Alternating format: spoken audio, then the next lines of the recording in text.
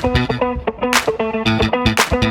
first thing about the Grable strategy is we focus on what we call the pre-middle market. So businesses that are less than 5 million in profit.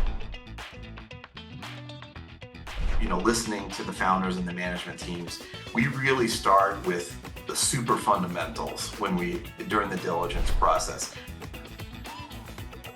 The returns, the value creation really comes from fundamentals. Hello, everybody, and welcome back to the Raw Selection Private Equity Podcast. Joining us today is Mason Myers, founder and managing partner of Greybull Stewardship, private equity firm investing in the sub 5 million EBITDA company range. Before we jump in, just a quick note, if you have not already, please do connect or follow myself on LinkedIn. I'm about to run out of connections and the maximum is 30K. But if you haven't already done so and you're in the private equity industry, it'd be great to get connected. But that over, let's dive in. Mason, if you can share a brief insight into you, please. Absolutely. Well, I think what may be interesting to your audience is I come to investing after being an operator of these pre-middle market businesses for a long time. Right out of college, I wanted to be a journalist. I did that for a quick minute, but then realized the internet was going to change that. So I did an internet startup that was focused on serving college students. We bootstrapped it. We merged with a company called Student Advantage. We raised 20 million in venture money, which was a lot of money back in the mid 90s. We went public, and my job was running about half of that pretty big public business. And we were doing a lot of acquisitions of smaller businesses that serve students or colleges. And I just realized that there were a lot of great businesses that weren't backed by VCs. They didn't want to be backed by VCs, and they were too small for larger private equity. So I went to business school. I wanted to start investing and buying those type of businesses. I did an independent study project my second year. I bought one business coming out of business school, ran it for 7 years. I loved it, and for all the reasons I'm sure we'll talk about. And then it ended up starting Grable in 2010. So we've been doing it for 14 years as a firm, as a fund at Grable. Appreciate the insight. What's one mistake you see private equity firms or portfolio companies making, and what would you suggest to correct them? Yeah, I have one on each side, I think. On the private equity firm, because I was a former operator, I tend to really appreciate and respect the perspectives that the founders and the management teams bring. And I think private equity firms, particularly in smaller businesses, could do a lot better at really listening to those management teams and founders and really getting aligned on strategy. I think sometimes they may not have the classic, Harvard Business School background, so they don't have the lingo and everything, but they have a lot of deep insight about their business. And that's something that we take a lot of pride in at Grable. We have a whole process to get aligned on strategy, really understand the business, and frankly, pull out of those founders and those management teams expertise and insight that they've built over many years of building their business. And then on the portfolio company side, the thing that I would say with that is it's really important who they're going to pick as their private equity partner. But almost as important as that decision is picking the intermediary that helps them run the process to find the right partner. I think companies and business owners could be much more thoughtful and put more work into finding the right fit in an intermediary. It just helps them with the process, and then it helps them meet their objectives at the end of the process when they do that really well. So you gave us a bit of an insight into that you started Grable, but what obviously operator, entrepreneur, bought a business as well, and then set up your own private equity firm. Tell us a bit about the Grable strategy, but also why you set up a private equity firm in the first place. Yeah, you bet.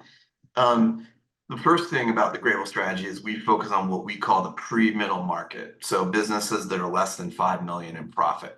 Now we picked that term very intentionally, sort of like pre-IPO. So they may be that size today, but they're a really good business, and they're going to be a much bigger business and be turned into a traditional mid-market or even larger business. And that's where we focus. And why did we start? I mean, the main reason is that these companies, this size of company and these growing companies, frankly, they're the heartbeat of the American economy. They're where the job creation comes from. And when you work with these companies, it is super rewarding to see the impact on the employees, the customers, and everybody involved as that business grows and succeeds and really serves a need in the market. So that's fun.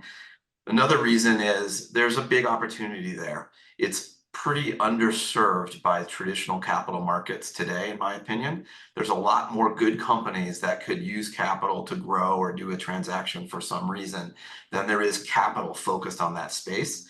So we could really fill a need in that space to really help these companies with capital and with expertise. And then lastly, it's where we have an advantage, right? I've lived in these companies my whole life. We really know how to help them, and we've done it over and over and over again. And so we have an expertise and an ability to influence these companies that I think is pretty unique, right? It's different than maybe just a single person who's trying to invest in a business. It's also a totally different skill set than what you need at mid-market or larger private equity firms, and how you interact with the companies, what the projects are that you do with them. And so we feel pretty good about how we're able to influence and really help these companies. Okay, so that's sub 5 million EBITDA, is that right? Yes. So that no doubt brings, well, from the investors that I know, the firms that we work with in private equity, that brings risk. Usually sub 5 million, depending on what level it's at, is going to be heavily weighted on the founder, the owner, doing a lot of the heavy lifting and the responsibilities. Obviously, that liquidity event could mean that they want to jump ship or something like that. How are you overcoming some of those challenges that any investor would go worth 5 million and above rather than 5 million and below? Yeah. Well, I think one of our fundamental thesis is yes, smaller businesses, there is more risk than, bigger businesses, that's for sure. But inside that big market, there are companies that aren't as risky. And frankly, they get painted with a brush of these are risky small businesses when they really shouldn't be, frankly. And so the real trick for us is focusing in on selection. And we focus very much on business model. So we're looking for the evidence of a really good business model. That means, it's sustainable, you can grow it. A lot of the, I guess, same words that other people would say, but we really try and focus on a really good business that maybe is a little dependent on a person or a founder right now, but it's very easy to see how it won't be in the future, how we can add to the strategy and so forth. And what makes a good business? There's the economic side of things, recurring, repeating revenue, high margins, very good capital efficiency. But then there's the competitive advantage side, which is really more of an art than a science of how defensible is this business. If someone really smart tried to compete with that business, how well could this business defend itself? And I think that is the real art. And when you find those businesses that are really good businesses, can scale, and they're being frankly treated unfairly by the market as too risky, those are the businesses we're looking at. Sorry to interrupt, just a quick mention of our long-standing partnership with Grata. As you will probably know, the private equity scene is constantly evolving, and deal flow is moving now to proprietary and data-driven processes. Grata provides you with the data and information of over 7 million private companies. So if you're looking to improve your proprietary deal flow and improve the data access, then reach out to Grata today. Now back to the podcast. So once you've made that investment, what are are you trying to basically de-risk the business from a founder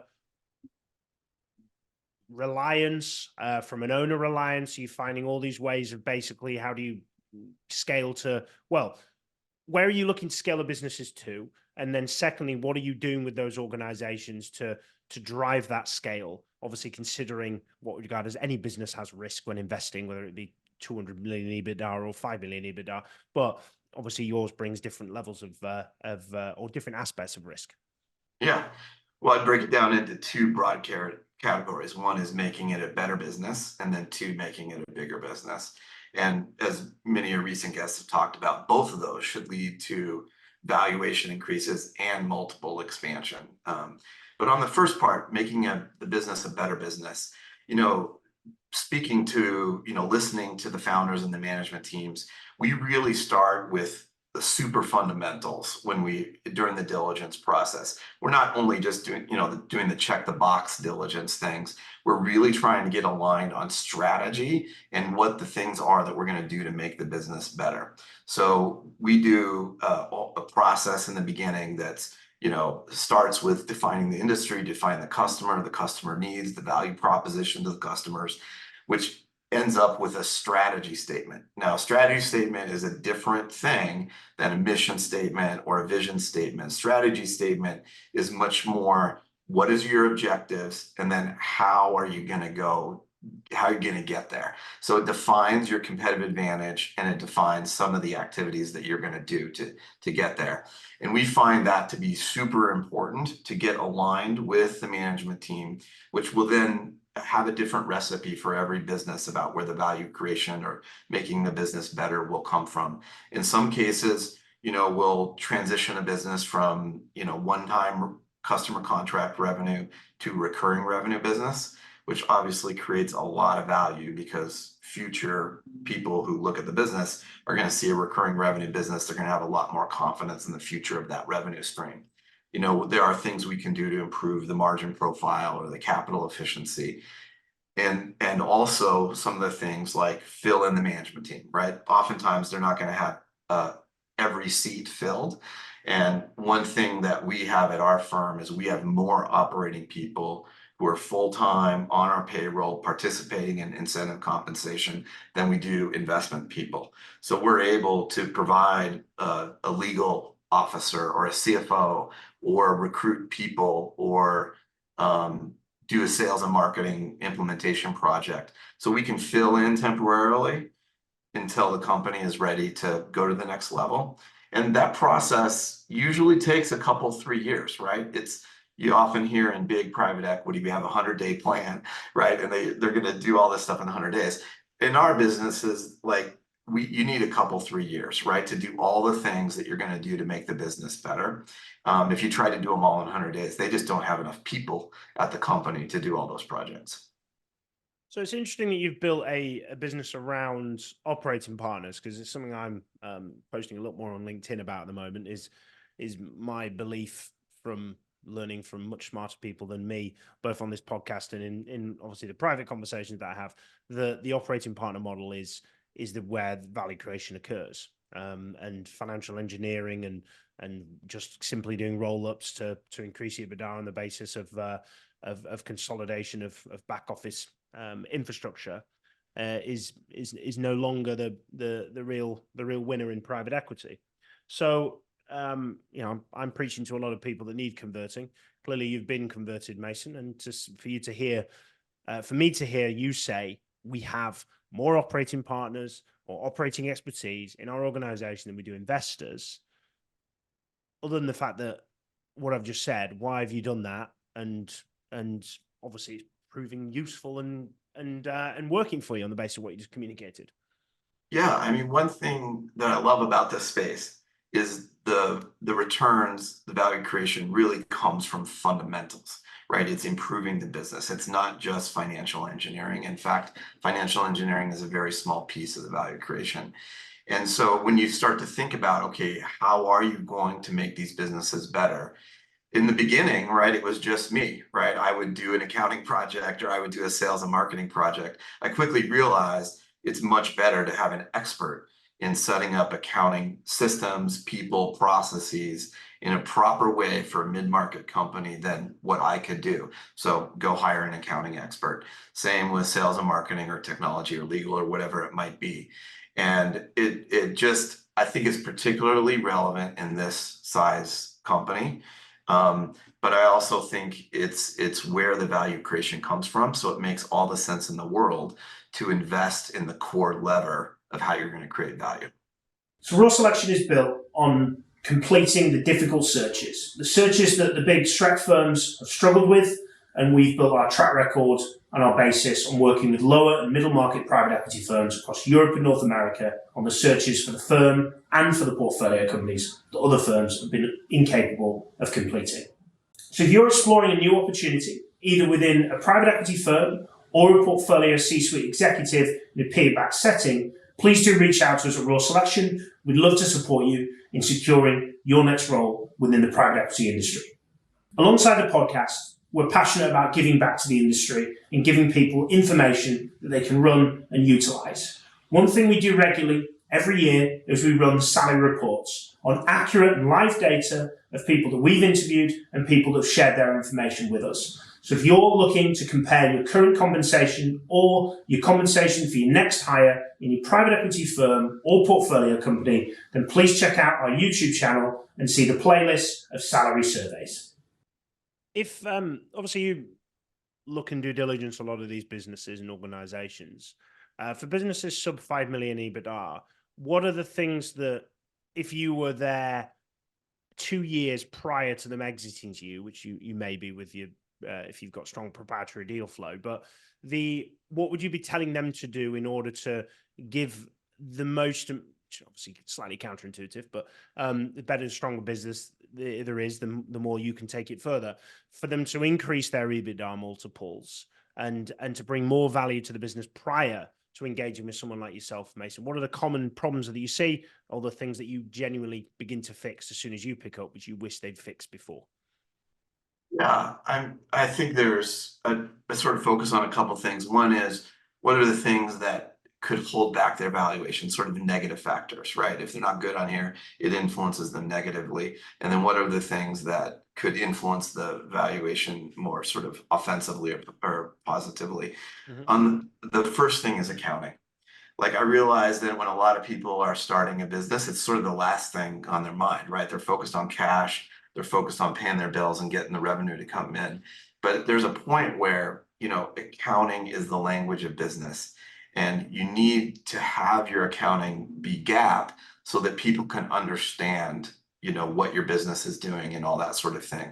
So anything that they can do to get their accounting done more properly, quickly, like quick close, all those sorts of things, I think that really gives a buyer or an investor a lot of confidence in what they're doing. And it's often the thing we have to do first. So I would love it if they would have done it before we get involved. The other and I heard one of your guests talk about a lot of the other factors, like good contracts, good housekeeping. All of that is super important for them to do, anything that they can do in advance. On the business model side, we like to see recurring revenue. Every investor likes to see recurring revenue.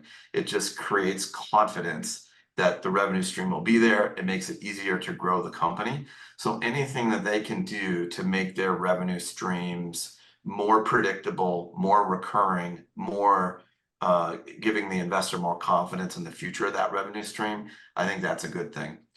A third quick comment is, I think many entrepreneurs and business owners, they have many, many, many growth ideas. And there's a sort of a feeling of going after a lot of them because you don't quite know which one's going to work. And that's probably a really good skill set when you're getting the business started. But there becomes a point where you need to be way more thoughtful and focus on a few growth initiatives. And I think if they can do they don't have to have a perfect analysis, but any sort of thinking around, here are all the growth initiatives that we could do, here are the ones that we're prioritizing and why. Any sort of thinking like that, I think, would advance the conversation when we get involved. And your deal flow around these businesses, deal flow has been particularly slow over the last 16 months. And what are you doing? What have you done? What are you doing about that in order to obviously generate these types of organizations? Yeah. One thing I love about this market space, it tends to have fewer ups and downs, both in deal volume and valuations than other markets. And I think one of the main reasons is that the debt financing is not as important here as it is with larger businesses and driving valuation and deal flow. So we've actually seen quite a steady, it's been steady, but I don't think that's us. I think it's the market that we focus in on. And historically, half our investments have come from referrals and half have come from intermediaries. And both of those channels continue to be pretty active today. There's always more things to work on than we have time in the day. So that's the way I feel about it today as well. And you'd mentioned just before we jumped on the podcast with regards to one of the challenges that you see of these types of businesses trying to sell to private equity, of that poor choice of intermediaries. And I know you wanted to cover a bit of that topic, but also give a generous offer to any businesses aspiring to sell to PE or other methods to support them with that identification of said good intermediary, hopefully. Yeah, exactly. Yeah, we mentioned how I think the business owners should be very thoughtful about picking the intermediary when they're thinking about doing some sort of transaction in a year or two. And we love these businesses. We love helping the owners, even if it's not going to be our investment. So I want to make the offer for any business owner out there who would like to do a 20-minute brainstorm with me about how to pick their intermediary, or we could help give them a list of 3 or 4 once we learn a little bit about their business, so that they can make their choice and make a really thoughtful choice on intermediary. Just reach out to me. My email is mason@grablestewardship.com, and we'll set up 20 minutes, and hopefully I can help you find the very best next chapter for your business. Perfect. Really appreciate that that kind offer there, Mason. So Mason, what are your influences? What do you read? What do you watch? What do you listen to, please? Well, I grew up in Wyoming and Nebraska. So with being in Nebraska for high school, I learned a lot about Berkshire Hathaway, Warren Buffett, and Charlie Munger. And they've been a huge influence on our investing strategy, just in the way that they're a different type of buyer than other people. And we try to be a different type of buyer, particularly in hold periods. They've influenced us a lot in how we think about that. And with our type of business, when you spend time for 2 or 3 years really making the business better, you want to give it plenty of runway for it to grow and create more value and get multiple expansion and so forth. So we tend to have hold periods in the 7 or 8 year time frame, which is a lot longer than smaller business, other private equity who has a smaller hold period. And I think that's really helped our businesses, right? Provide them stability with customers, employees, et cetera. That's one huge influence. Another influence is just history and biographies of any sort. I love reading biographies, and that's been a big influence to me.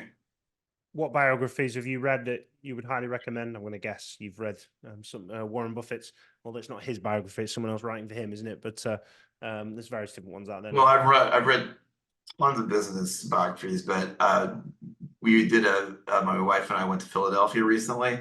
So the founders are on my mind these days. And, one of the things that comes from that is just how long it took for the founders of the United States of America to really do what they needed to do, and the patience and the fortitude and the willingness to stick with things for a long period of time, I think is a very good lesson, particularly in today's day and age, where it seems like things happen super quickly. But I think many times compounding works the best when it's given a long period of time and, steady growth over a long period of time. Perfect. Appreciate that. You mentioned it earlier, but Mason, if you just remind us of the best way to get in touch, should anybody wish to do so, please. Yep. Email's the best. And it's just Mason, MASON, @grablestewardship.com. Perfect. Well, thank you very much for joining us, Mason. Thanks for coming on to the Private Equity Podcast and sharing your journey, sharing your focus on what you define as the pre-middle market and that sub 5 million EBITDA space, which seems a fairly unique area of operating from a private equity perspective. And thank you very much for sharing everything you have. Thank you. It's great to be here. And for all those listening, thank you very much for joining us and listening again to the Private Equity Podcast. So till the next time, keep smashing it, and thank you very much for listening.